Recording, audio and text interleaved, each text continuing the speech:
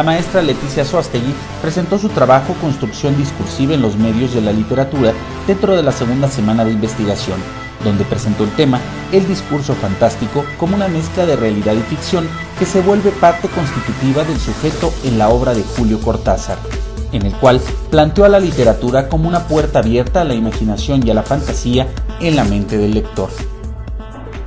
Son relatos que albergan la duda humana sobre el sentido de la vida y la posición del sujeto frente a esta.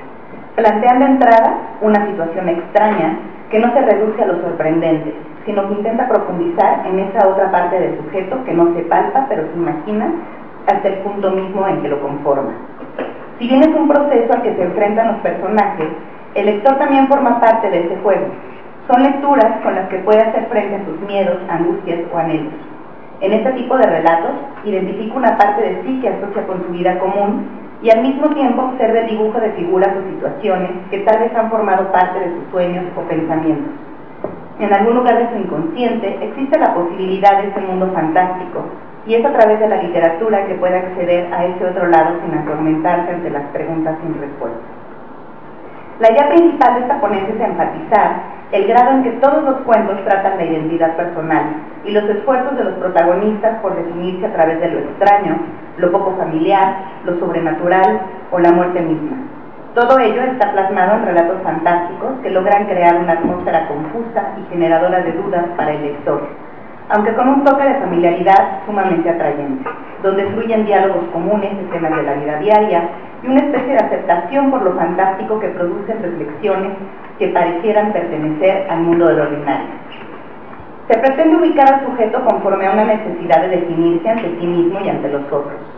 La identidad como un proceso en el que construimos el yo a través de los otros, así como una imagen que tenemos de nosotros mismos y que nos da la posibilidad de narrarlo. Un discurso en el que el hombre se construye por contraste, es decir, con lo que entiende que no es. Sin el otro no habría necesidad de definirnos ni de crear fronteras. Hay un animal que todos llevamos dentro y que está en los actos más ordinarios de nuestras vidas. Los bestiarios ayudan a reconocerlos y a exorcizarlos. Cada relato se convierte en un viaje iniciático en el que las peores pesadillas salen a flote. El gusto por reconocerse en la literatura deviene de asumir que se trata de historias inventadas.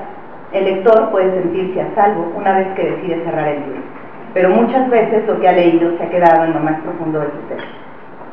La principal tesis de Cortázar se sostiene en la necesidad de que el hombre indague en su ser individual para después poder tener un encuentro fortuito con el otro. Así se habla del reconocimiento del sujeto como una narración de lo que cree ser, un discurso que ha construido a través de su vida y que lo vuelve un enramado de textos que bien podrían tener el carácter de ficción. Tanto él como los otros lo perciben de cierta forma y todo ello lo constituye como sujeto. Pero hay que tomar en cuenta que únicamente son puntos de vista, nunca un relato final. Si lo que se quiere es un cambio en el discurso, en el sujeto, éste debe aprender a visualizar su realidad de manera distinta. Para Cortázar, esos textos deberían construirse a partir del juego, la fantasía y la provocación. Únicamente de esa manera se puede empezar a ver lo cotidiano como extraordinario y asumir los lados oscuros de nosotros mismos como elementos imprescindibles de dicha realidad. Agrupa por lo menos 4 perspectivas desde las cuales aborda el mundo de lo fantástico y lo bestial. Una de ellas estaría representada por Casa Tomada, Carta a una señorita en París y Lejana, en donde lo fantástico se hace presente, como apunta Esteban Todorov, a partir de sucesos regidos por leyes inexplicables dentro de un mundo familiar. En ese contexto, los personajes optan por asumir con naturalidad que su realidad está regida por dichas leyes, por más anormales que éstas sean. En un mundo que es el nuestro, el que conocemos sin diablos, sin sífilis ni vampiros, se produce un acontecimiento imposible de explicar por las leyes de ese mismo mundo familiar. El que percibe el acontecimiento debe optar por una de las dos soluciones posibles. O bien se trata de una ilusión de los sentidos, de un producto de la imaginación y las leyes del mundo siguen siendo lo que son, o bien el acontecimiento se produjo realmente, es parte integrante de la realidad y entonces esta realidad está regida por leyes que desconocemos. Lo fantástico se basa principalmente en una vacilación del lector, de un lector que se identifica con el personaje principal, referida a la naturaleza de un acontecimiento extraño. Esta vacilación puede resolverse ya sea que el acontecimiento pertenezca a la realidad, ya sea admitiendo que este es producto de la imaginación o el resultado de una ilusión. En otras palabras, que aquí me parece maravilloso lo que dice Esteban Todorov, se puede decir que el acontecimiento es o no. Igual, una casa, una señorita en París. Intercambio en departamentos. Entonces, todos los muebles de esta persona están sumamente acomodados, hay todo un orden dentro de la casa, también otra casa, ¿no?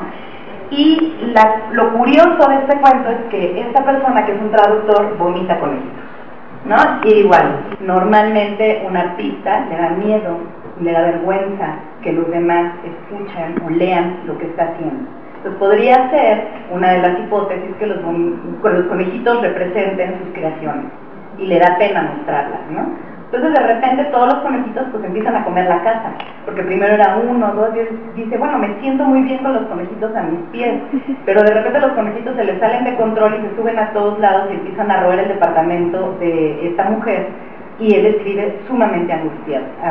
Está más preocupado porque los conejitos estén destruyendo el departamento al hecho de que él vomite conejitos, ¿no?